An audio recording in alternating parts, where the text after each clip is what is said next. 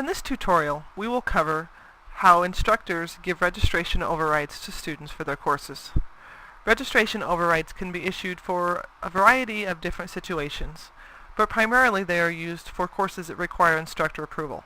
Most often these types of courses are field experiences, internships, or upper division senior classes that would require instructor permission for students to enroll. The enrollments can be done in a couple of different ways. They can be done prior to registration or during the registration process. The important thing to remember is that once an instructor gives an override to a student, it is the student's responsibility to utilize the override and register for the course. The instructor has no permissions or authority to enroll the student in the class.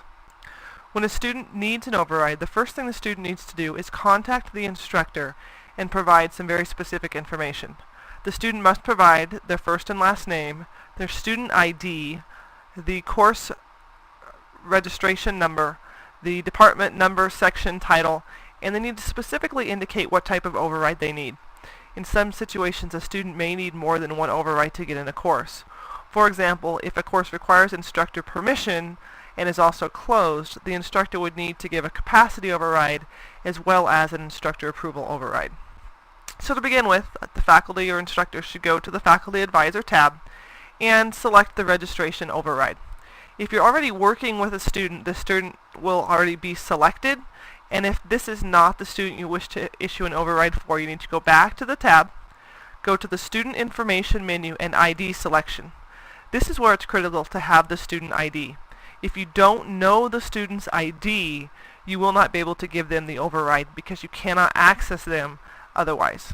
So if the student has provided their ID to you, you can submit the ID number, and if you enter an incorrect ID, it will make you resubmit it. In this case, the first time I entered an incorrect ID, but the second time I entered an ID that was legitimate. The system will verify that this is a student you wish to use, and it will turn you right back to the Student Information menu.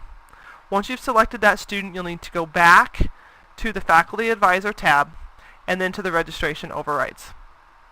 You need to make sure that you're working in the proper semester, which will be indicated on the right side of your screen. If you issue an override for the wrong semester, the student will not be able to enroll. When you get to this screen, there will be a drop-down menu to give you your choice of override. Instructor approval can be used for classes that have a class restriction, such as junior or senior standing, or for classes that simply require instructor approval prior to enrollment. Capacity is used only when a class is closed and the instructor is allowing individual students to enroll beyond the enrollment limit. It is the instructor's responsibility to track the number of overrides they give for enrollment limits, since students may not immediately register. That way instructors are not caught off guard when more students end up enrolling in the class than what they thought they would have. Co-requisites are used when two classes must be taken simultaneously, and for whatever reason the instructor deems that a student only needs to take one of those. And the same can be said of links. Links are primarily used for courses with labs and exempt a student from taking a lab and a lecture at the same time. In this case, we'll assume the student simply needs instructor approval for a specified course, and then you will have a drop-down menu of courses in which you are the primary instructor. Therefore, you have the option to issue the override. Select the appropriate course you wish to give an override, and then you can submit. If you need to issue a second override for a student, perhaps the class is closed, you can do each of these at the same time. Once you've taken care of all the registration overrides, choose Submit, and the next screen will verify that you have given an instructor approval and a capacity override to this student in this particular course. If that is correct, simply hit Submit, and you will have a notification that the overrides have been saved. You should then email the student to verify for them that you have issued the override, and the student will need to go into their registration process in ArgoExpress using the Add Drop class functionality to register for the course by the CRN.